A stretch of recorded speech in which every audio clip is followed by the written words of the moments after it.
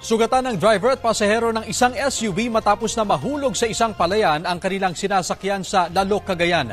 Ayon sa pulisya, hindi napansin ng driver ang pakurbang bahagi ng kalsada sa barangay Bicud, kaya dumiretso ang SUV sa palayan. Isinugod sa ospital ang dalawang sugatan. Inaalam pa ng mga pulis kung lasing ang driver. Patuloy naman ang investigasyon. Sugatan din ang dalawang tao matapos mahulog sa bangin na may 10 metrong lalim ang kanilang sinasakyang kotse sa barangay Nambaran sa Tabuk, Kalinga. Batay sa investigasyon, hindi napansin ng driver ang pakurbang bahagi ng kalsada dahil sa dilim sa lugar. Nang apakan niya ang preno, nawalan ito ng kontrol hanggang sa dumiretso sa bangin. Galing Tuguegarao, Cagayan ang mga biktima at patungong Tabuk nang mangyari ang insidente.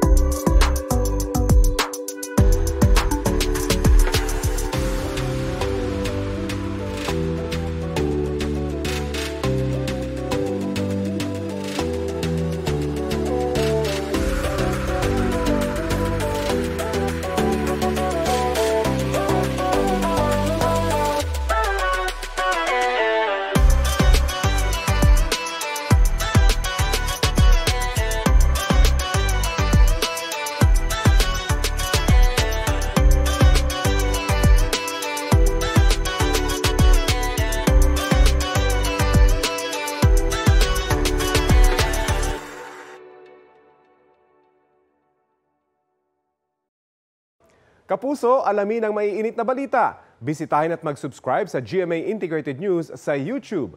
Sa mga kapuso abroad, samahan niyo kami sa GMA Pinoy TV at sa www.gmanews.tv.